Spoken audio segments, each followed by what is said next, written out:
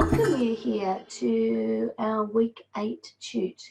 Now you're going to need to bear with me, and in fact what I'm going to ask you to do is talk a lot to each other, because I've been struck with some horrible, nasty cold, and yeah, you are going to appreciate being on the other end of the NBN to me, because it's pretty disgusting. So yeah, if I just stop suddenly and turn around to sneeze, it's just because I just don't want to see you to see just how bad it all is. So what I wanted to do first up today, if you guys are happy with it, unless there are any really pressing questions, I would like to give you some feed forward on the assignment, the next assignment, and just walk you through the slide pack that I've already shared with you in relation to that. And happy, in fact, encouraging you to ask me questions about the assignment as we go, if for no other reason to save my voice. If you decide that I'm a raving lunatic halfway through this, because I'm telling you I am feeling pretty crap, I have also shared a time that I recorded this as a desk lecture. It's not, there are only some very minor different tweaks, and I don't think I dealt in particular with the question of addressing the precedent or the equivalent of that in the early one at all, and that is something that I think I just want to point out. But look, the slide pack will be the same. So yeah, particularly if you're watching this recording and you want a good recording, and I won't be offended. Once I put the slide pack up, I won't even notice if you disappear. Everybody happy with that? So let me share this slide pack. Let me get that out of the way. So pretty much the same as I've done before, we're talking about giving you some feed forward. It's getting on the right screen. So the biggest piece of advice I give everybody is think before you write. For many of you, there is a real temptation to be writing from the very beginning. And with a number of you on the first assignment, I picked that up along the way and I pointed it out to you. And particularly those of you who didn't do as well as you would have liked to in the writing and the structuring part of your memo last time. One of the reasons for that could have been that you were thinking and writing at the same time. Now recognize I think out loud constantly. I write things out as I'm thinking. I'm one of those, I'm an extroverted thinker. I go through that process of thinking out loud a lot. So I recognize it can be quite hard to do going through that process of planning and then writing.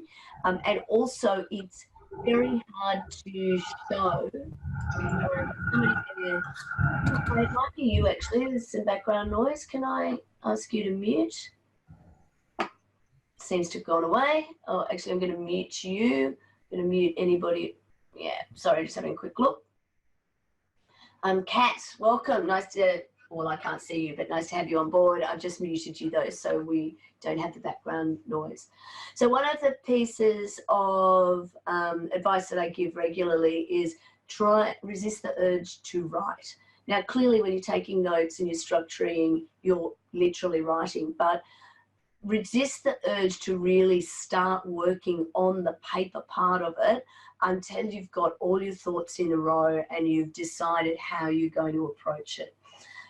Because it shows when you've written it in a stilted way, and it particularly comes out if you've thought about something, you've written it down, and then you've changed your mind along the way and you end up with a conclusion that is something different. Now, nobody did that this time around, or the last time around, but this is a much more complex problem. And I think you will agree, most of you will agree, at the end of the day, one of the problems many people had with the first assignment is it probably wasn't difficult enough and you were chasing shadows. You won't have the chasing shadows issue with this one. There's lots of different things for you to talk about. So organize the structure before you start writing. be clear about what you want to say and to whom. You've got two different pieces here. You're writing a memo and you're writing a letter as well. And each of them serves a slightly different purpose. So I'll go on to talk about that. And letters ultimately are a permanent way of communicating. They're quite a formal approach. I know that Tim has given you a really good outline in intro about how to write a letter.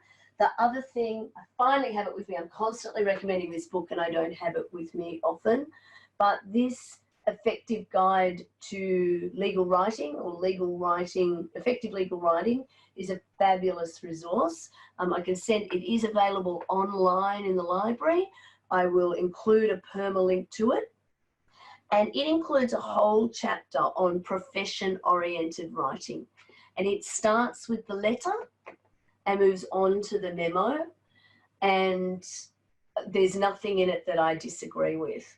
And it gets right into the nuts and bolts. When do you use yours faithfully as opposed to yours sincerely? For no prize at all, other than me resting my voice. Anybody know? Isn't one more formal than the other? Sort of. One, you use yours sincerely when you know the name of the person you're writing to. So when you write to, if I write to you, Stephen, so dear Stephen, or sorry, I can't remember your surname, so dear Mr. Smith, I would finish off with yours sincerely. But if I was writing to a firm or somebody I didn't know, so to whom it may concern, so if I was signing off a reference letter, for example, or if I was writing to Dennis Tenuto and Associates, dear sir, I would sign off with yours faithfully. By the way, that's like getting old-fashioned and picky. Nobody is going to win or lose marks over not doing that in my book. But there are, particularly once you get into practice, there are old fuddy-duddy sticklers for that kind of thing. And if you've got the opportunity to know it, why not know it and do something with it? Back down here. So basically, think about the objectives of the assignment as well before you start. Again, I'm all for you being strategic so that you can get the best marks that you can. On this slide, I set out the objectives of this course. So these are the things that you're supposed to have by the time you finish doing this subject. And clearly, that's what we're assessing you against along the way, because that's how we work out whether or not you've met the objectives and you should pass or fail the course. So again, just a quick reminder about what the objectives are, and thinking about those in the context of what the assignment rubric is could be helpful to you. And again, I want to remind you about IRAC, because IRAC is a really useful way of thinking through the issues, but it can be a blunt instrument for writing about them. So again, one of the reasons why I warn you against writing too much too soon is because when you're going through the IRAC process and you're thinking, okay, these are the issues, these are the rules, this is how they apply, this is where I end up. When you're writing at the same time, then you tend to go boom, boom, boom, boom. And it doesn't flow, and it's not structured with your audience in mind. Now, in an exam, that's a bloody good way to write, okay? Because your audience in an exam is me, or the person who is doing the marking. And what are we looking for? Do you understand what the issues are? Can you work out what the law is? Can you apply it? Can you reach a sensible conclusion? So the more that you're actually doing that, so I can tick the boxes as I go and give you a really good mark, that is awesome. Really, really great way to write in an exam. Really, really great way to plan for working out some advice, but it may not be the best way to communicate the advice. And what we are looking at here is not only whether you can do those things, but whether you can communicate the outcomes to an appropriate audience. And you'll notice in the rubric for this, and I will get to that later, that the rubric is almost identical to last time, but it does refer to the two different audiences, particularly in working out the presentation area. So like I said, first the thinking, then the writing. Sorry, I'm going to put that jumper on and off and on and off as we go here because I'm just hot, cold, feeling miserable. And again, this framework here is how I would approach it. The order needs to make sense for you. But first, start with digesting and organising the facts. For those of you who've been coming to these tutes or watching the recordings regularly, you'll remember that we went through an exercise fairly early on of actually just writing out facts and putting them in a chronological order and then matching them with the law. I did it with post-it notes. And for me, that's a way that works. Some of you will find using a little whiteboard really helpful. I haven't got anything relevant on this whiteboard I was using for something else the other day. But that kind of thing, just even a little sort of, you know, I think that cost me $6 at Aldi, this little whiteboard, and it's been invaluable. But for just being able to put it in a temporary way. And sometimes the problem is when we work in a really linear way, we can only see what's on the screen. We don't necessarily feel comfortable with moving things around. But when we start with a whiteboard marker that we can move things, you know, we can just erase and move things around really easily, or post-it notes, which, again, not as environmentally sound as I would like, but we can still move them around and get a sense of them. And actually, there's very few there. If I turn the camera around, you'll see on my other glass wall over there, back of a door and some post-it notes, you can do some really good planning, particularly if you color code and you say, okay, these are the facts. They're going to sort of go basically in that order. Then I'll match them to cases. I'll match them to what's important. Focus. You're going to need to focus on what's relevant and what's not relevant. Your client doesn't necessarily know what is or isn't important. So they'll give you all sorts of information, and some of it might be relevant and some of it won't be. And so working out what to focus on to answer their question is really, really important.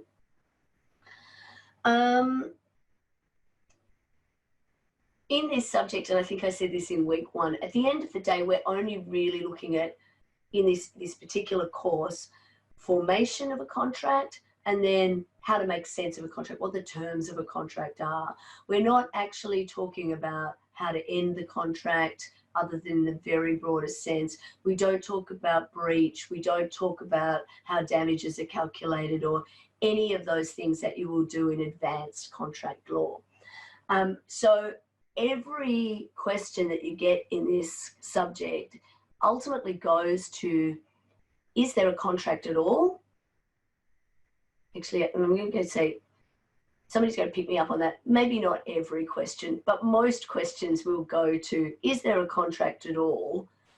So that you can work out whether or not you can be sued on something. And the instructions that you have in relation to this one are that your boss wants to know, is there a contract? The client wants to know, is there a contract? Now, do not try and advise on what the contract means if it turns out that you think there is one. Do not try and advise on anything other than the stuff that's covered by this course. In the real world, you possibly would. If you think there is a contract, or even if you don't think that there is a contract, you might need to go into what the next steps are. But here I want you to focus in on what we're assessing for this subject. So we do this kind of letter writing memo assessment because we're trying to give you authentic experiences, but clearly it's not ever going to be perfectly authentic. To start off with, you would never get as much time as you've had to write this kind of thing in the real world, nor would you be limited or constrained by the contract. Also, quite frankly, it's likely that the memo piece would probably be substituted by a conversation. And like, wouldn't that be nice if you just prepared a draft letter and came in and had, 15 minutes to tell me why I should sign it? But the logistics and everything around that are not going to happen. And the amount of red pen that you would get in the real world would be quite different. So again, all of these things here are things you should think about. Strengths and weaknesses of your client's position. Also focusing in into what the client's really asking. And sometimes clients don't ask the right questions. So thinking about how do you answer the question that the client's asking, but really understanding, not being limited just by the words that they use, but really getting to the nub of what it is they mean. So everybody submitted on the other assignment now, so I can probably refer back to that one for a little bit more precision. So one of the things the thing that you were asked last time, your boss asked you to look at whether there was a contract or not. And pretty much everybody landed on the side that there was no contract, which is great.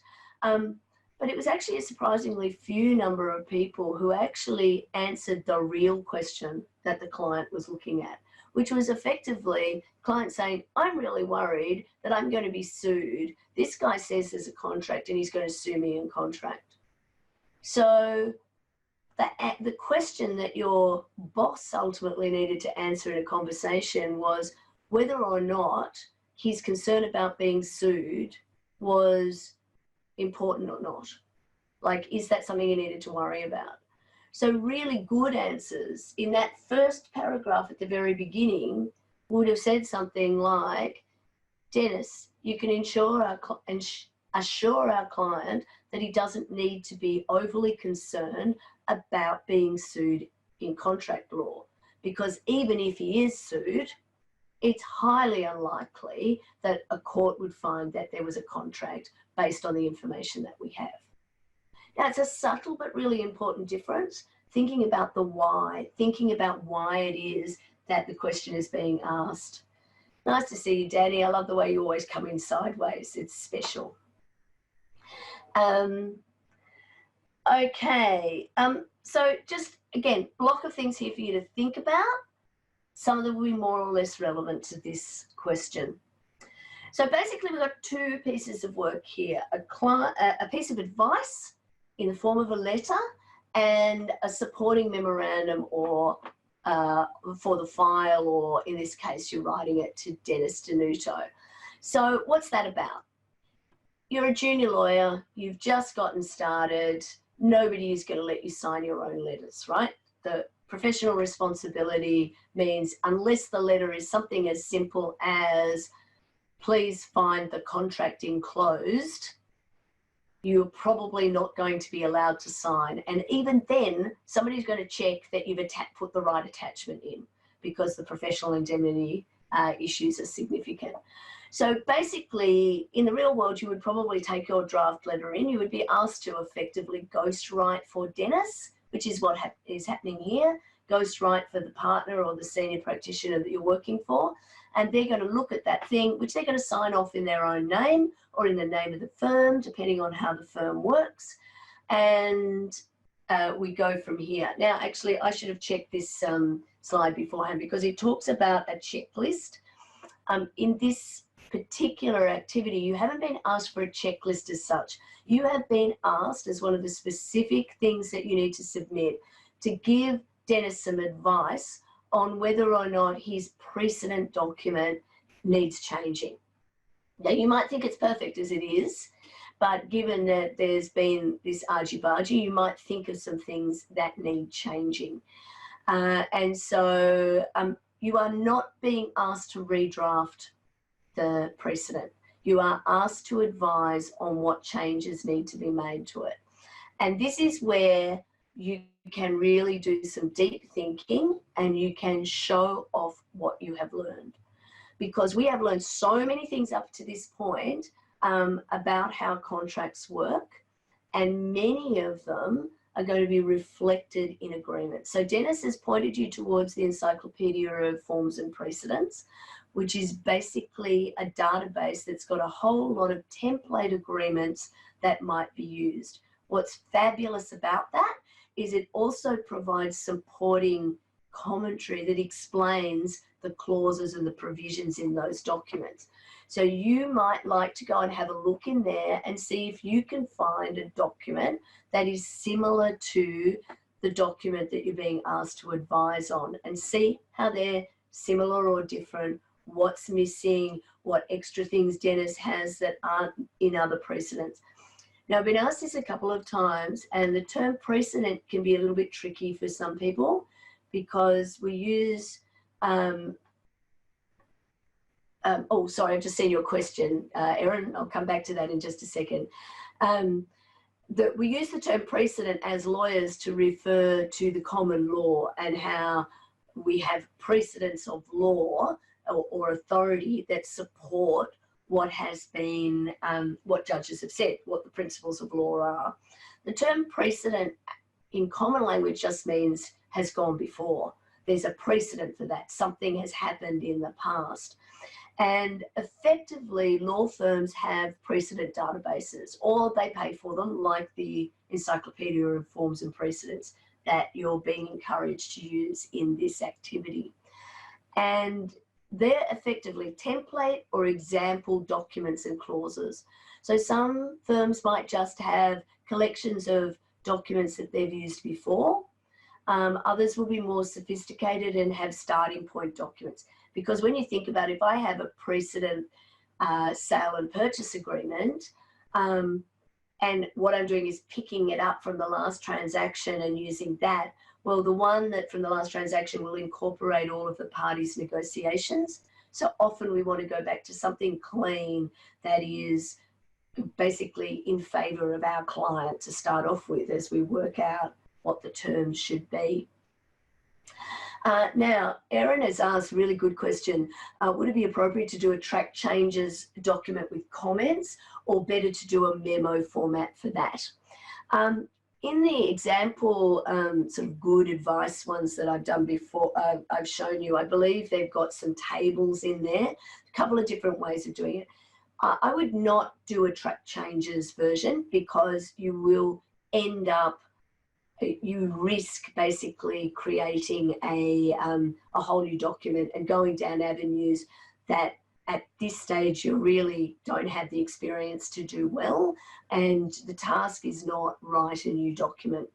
A good way to do it might be to take the original and put some text boxes or comments, as long as I can see them in the PDF, turn it in, which you might highlight clauses and say, just put a little note as to whether it needs to be there or not. A great way to do it is to include maybe a table of contents and mark off things that are already there and anything that you think might be missing. A good place to look in the Encyclopedia of Forms and Precedents would, of course, be a similar sort of heads of agreement, letter of intent, similar sort of document to the one that you're dealing with.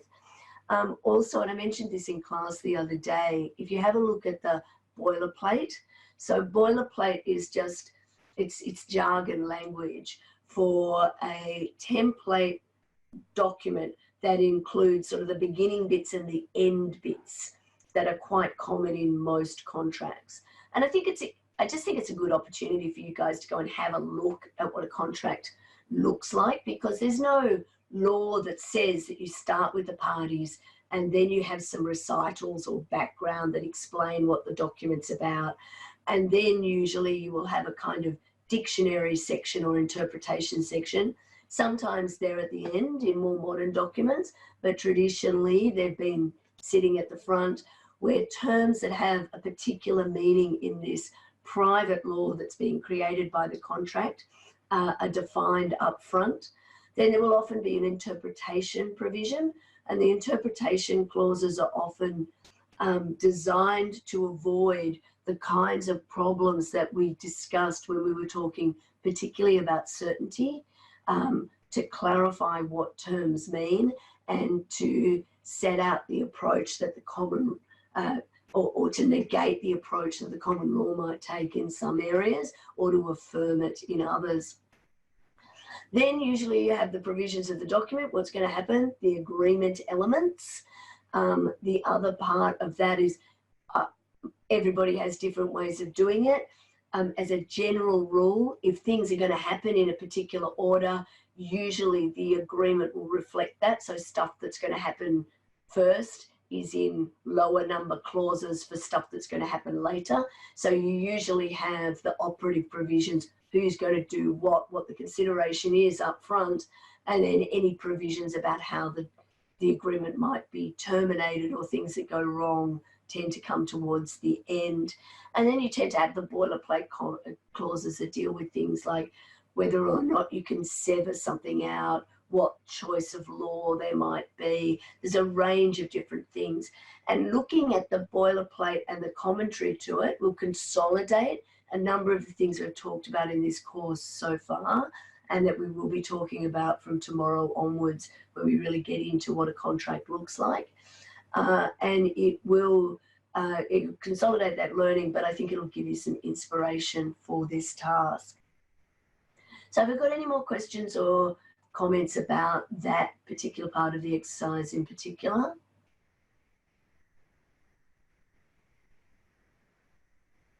Silence I'm going to take as you not caring how bad my throat feels. Oops. Yeah, so let's talk about the memo. I'm actually not going to talk too much about that because I spoke for about an hour and 20 minutes on memos earlier in the semester, about week 4. Use that feedback, go back and have, or feed forward, go back and have a look at that again in the context of having already written a memo. Again, keep in mind the purpose of this memo. It's to explain the letter. And so that's going to affect your structure. And it may well be that you're going to have to keep coming backwards and forwards to them and matching them up.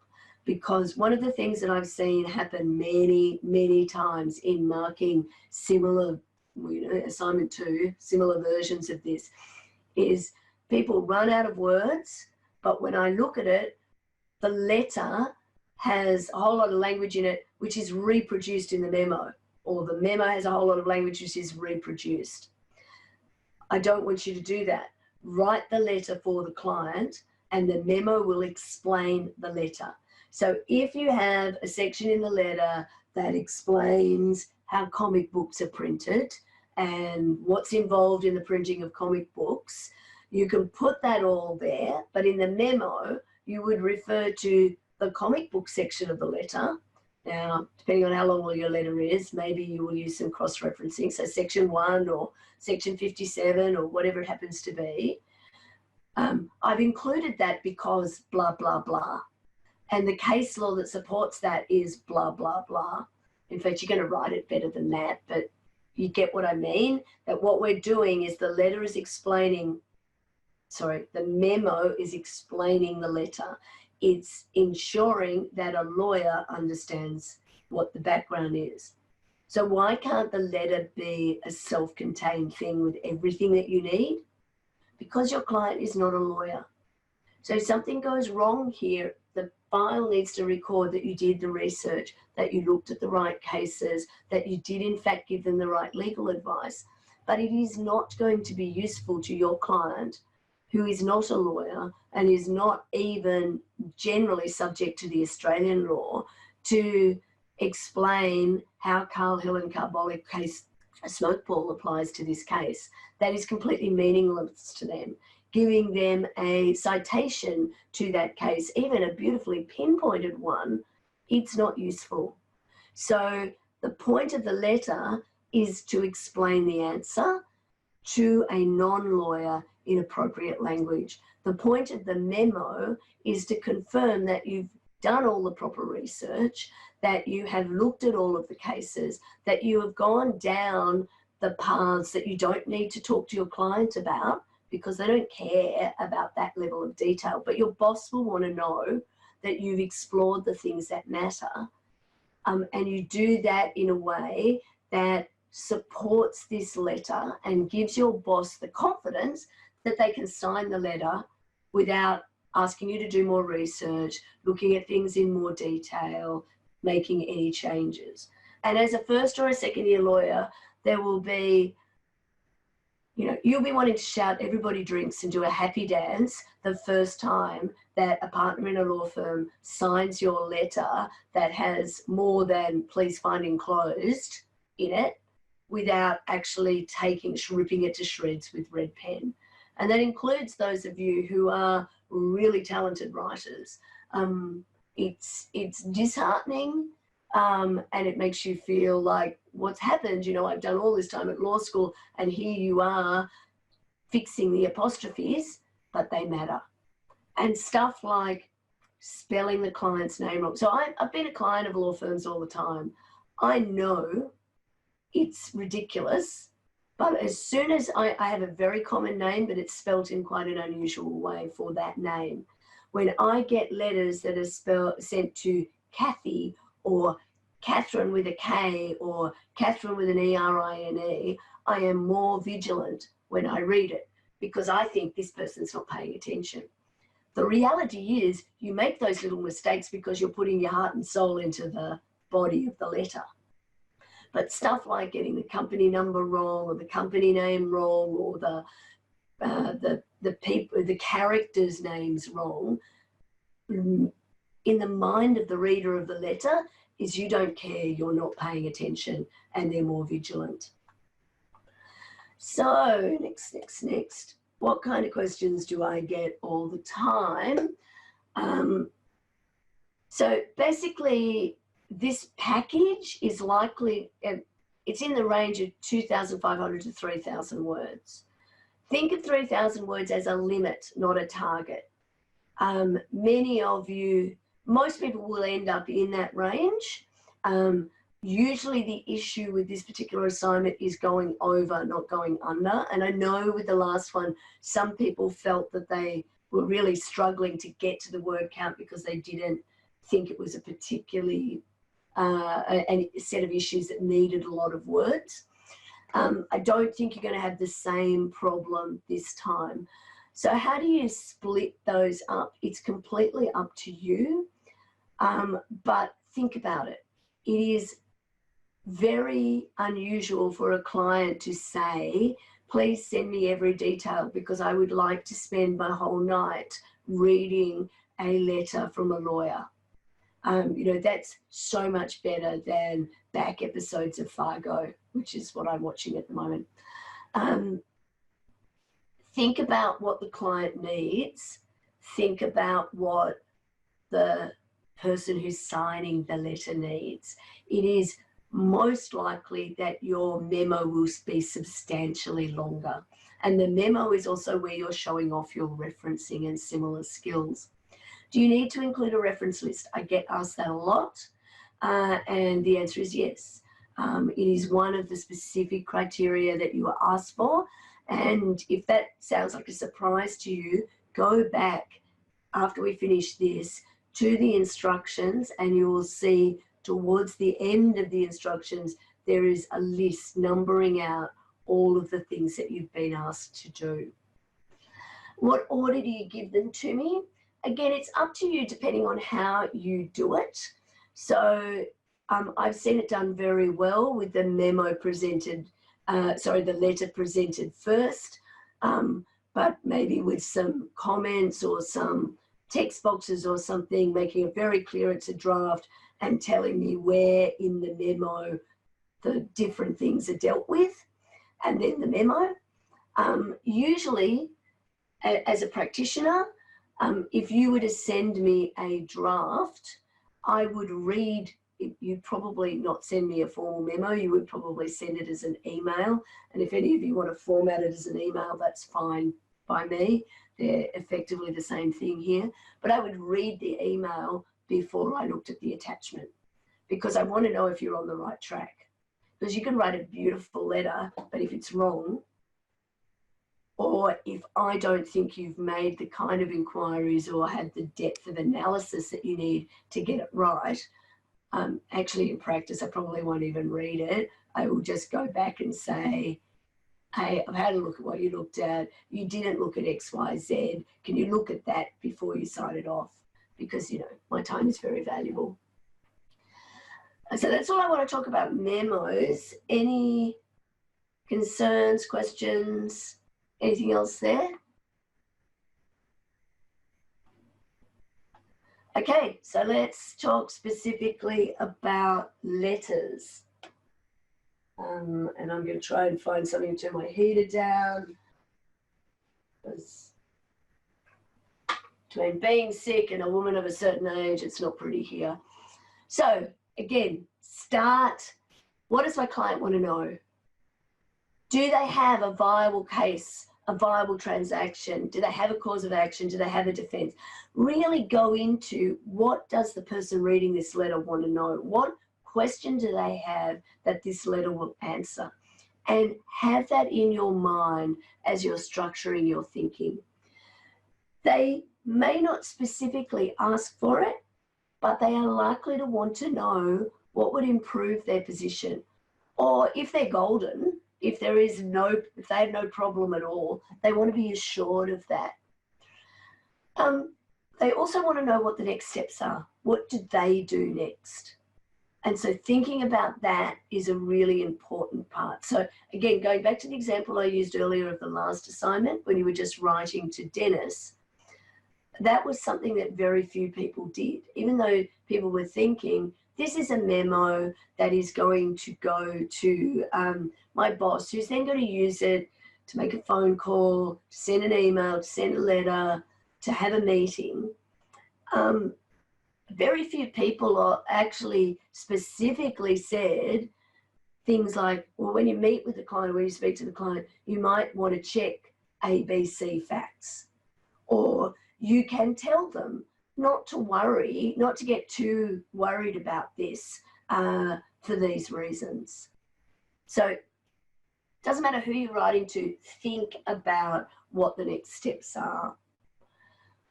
Now, I think I have shown you a version of this slide before. Again, this is a pretty standard structure for thinking about writing letters or writing advices generally. So what do we know? What questions do we have? What are the answers to those questions? And what does it all mean?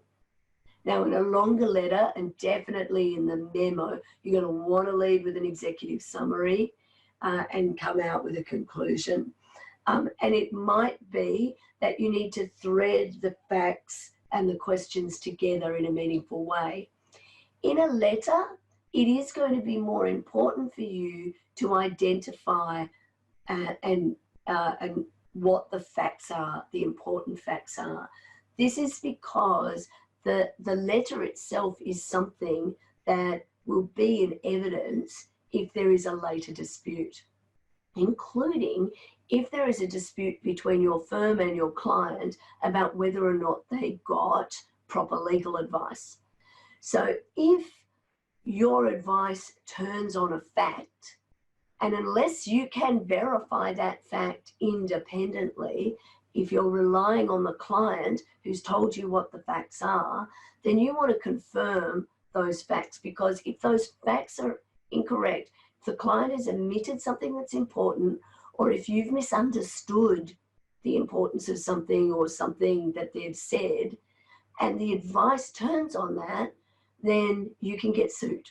So you want to basically set out up front, this is what we understand the facts to be.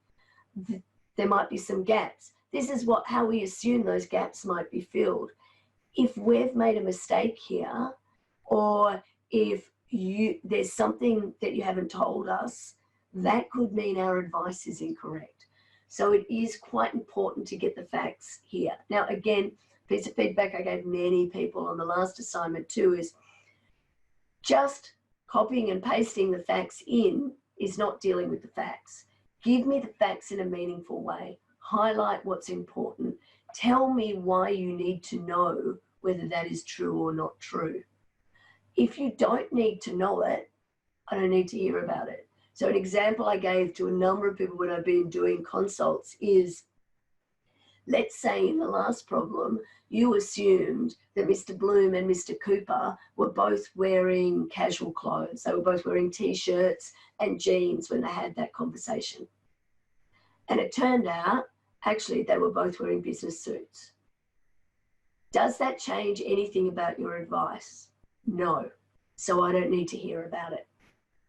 However, you might have assumed, again, I don't think you need to, but you might have assumed that both of them were insane, that they had capacity issues. And as a consequence, neither was capable of making a contract. Does something turn on that assumption? Yes, it does. So you need to point out that assumption. You've got to say why you think it to be the case, and that if it's wrong, what matters. Now, assumptions are there to fill gaps. They're not there to make it easier for you to give the advice that you want to give. So if you don't know something, then don't make an assumption just so that you can show off the thing that you want to show off. You know, you might be really interested in capacity. So you might decide that one of the parties is a minor.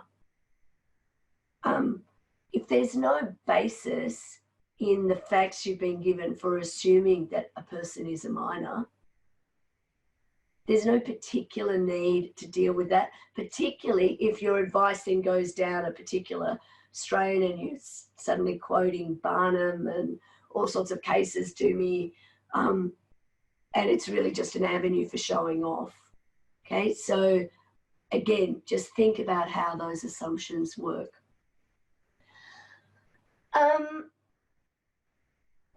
Again, this is probably just more a real world statement as much as anything. Usually, more often than not these days, a request for advice will be made in a telephone conversation or in a meeting, or maybe even over a voicemail message, which is technically a document, but not otherwise. I think we're probably moving more and more towards particularly ad hoc pieces of advice being made orally. In this case, hey there, no, that wasn't magic. In fact, it was just a little bit of disaster. I went on and on and on, spoke for another 3 or 4 minutes before I realised that nobody could hear me because I had dropped out of the meeting and it had all gone a bit nasty. But I did manage to get myself back in on my phone. It all gets a bit disastrous. I'm just going to spare you the grief that the people who were in the class had of waiting for me to come back and them chatting amongst themselves. I actually haven't listened to that just in case they were saying mean things about me, to be quite frank. So I'm just going to pop to the end, and in the end, because the technology was clearly out to get me, funny thing was, after me saying that I use Zoom because for me, I've had less technology troubles with it, but I think there was just an internet glitch, actually. I think there was just somebody in my household might have just started a new multiplayer game. Anyway, apologies for all of that. I'm going to continue on with where we ultimately left off at the beginning of the week 10 class. Hopefully that all makes sense to you now. Cheers. Can I make a suggestion? Because you look like you're having a lot of problems and there's not that much left to go, judging by the time. Do you want to just finish this bit off in tomorrow night, the last part? Well, I'd be very happy to do that if you guys are happy to do that. Only because I can't see a quick solution for you, judging by what we're seeing. Sorry, I can't even see whether you can see me or not, but I'm literally trying to force my computer to restart and it's just completely not. Something terrible has happened. But otherwise, if I can just put the phone down for a second, I'm also happy to keep going if I can just. Okay. Good. In fact, what I might do, let's get away from the computer so it doesn't deal. Why don't I can't see the I don't know what I'm doing here. I can't see the slides anymore, but effectively the slide pack is going to take you through each of those the principles in relation to writing a letter. I think the most important things I've already said, they include in particular thinking about who your audience is and thinking about how the two pieces fit together. So one of the challenges that you will have is clearly you need to meet academic integrity. And if you make a statement about what the law is, then you need to support it with some kind of citation. But when you think about who your client is, your client on the whole doesn't need to have lots of information about the citation or the cases. That's not going to help them particularly. So you need to think about how you present that. Some people, I've seen it done really well where they've presented the letter, they've kept footnotes right through the letter, they've done the memo, they've said to Dennis, I've got footnotes with the case names and the other references that you need in the draft letter, so don't forget to delete the footnotes before you send it to a client. I've seen other people use the comments function in Words really helpfully in relation to that. But again, think about it as a practical exercise as much as possible. And again, looking at the time and this ridiculousness, unless you've got any questions, I will finish off a pithier version of that in class tomorrow. And as I mentioned at the very beginning, there is a recording that I made that goes for about 45 minutes, which goes through all of these slides, which I made about a year ago. And I think will be equally, if not more helpful than my time today. And because I can't do the computer, I can't actually stop the share. So, okay, a few people have said you're happy to finish on tomorrow. So let's do that. Okay. All right, Kath, we'll see you tomorrow night. Maybe if you, as long as your health doesn't deteriorate. Come hell or high water, I'll be there, I promise. Okay. Okay, thanks guys. But you might want to have face masks or I'm sitting at the back. I'll just wait for the recording, Kat. Sorry, I'm not able to I'm online, so I can't do it tomorrow. So just a recording. Thank you. Hope you get better. Thank you. I will get better. And also, for those of you who are online, I'm more than happy to try and come back and finish it off for you. But it will all be in the recording. Thanks for your time. Thank you. Thank you, Kath. Yeah, work out how to get out. Thanks, guys.